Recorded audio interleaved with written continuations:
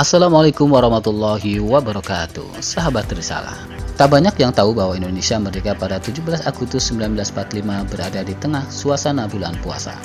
Bahkan menjelang pembacaan teks proklamasi keesokan harinya, para perumus teks proklamasi termasuk Wakil Presiden pertama Indonesia Muhammad Hatta harus sahur dengan roti, telur, dan ikan sarden.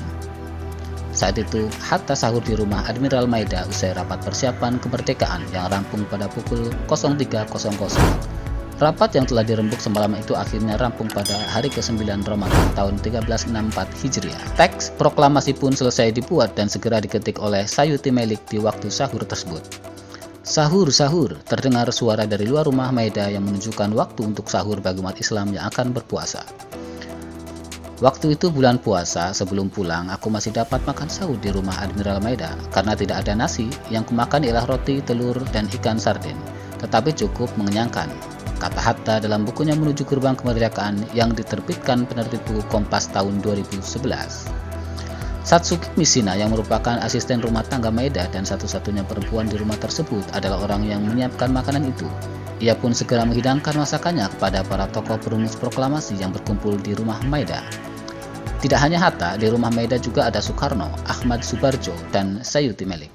Mereka menyantap makanan sahur, sedangkan Sayuti Melik menyelesaikan tugasnya untuk mengetik naskah proklamasi dengan mesin ketik yang ada di konsulat Jerman dekat rumah Maida. Santap sahur itu masih terasa seperti rapat karena ketiganya tetap berdiskusi untuk menentukan lokasi yang tepat untuk membacakan teks proklamasi tersebut.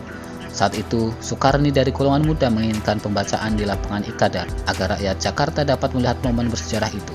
Namun, Soekarno menolak dengan pertimbangan lapangan Ikadar masih diduduki tentara Jepang dan tak ingin memulai insiden.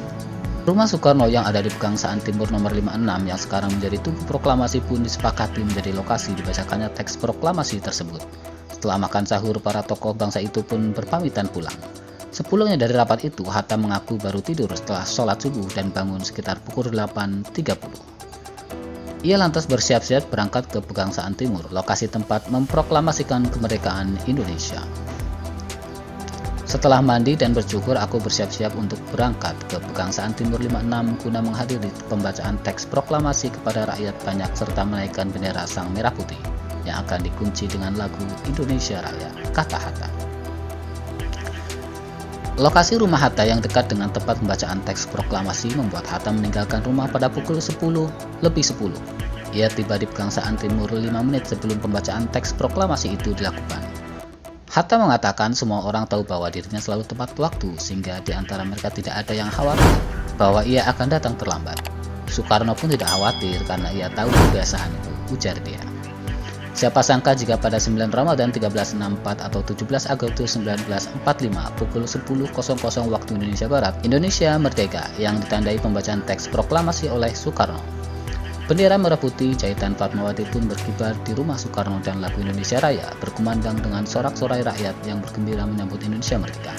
Sahur saat itu tampaknya menjadi bersejarah karena keesokan harinya Indonesia menjadi bangsa yang bebas dari penjajahan.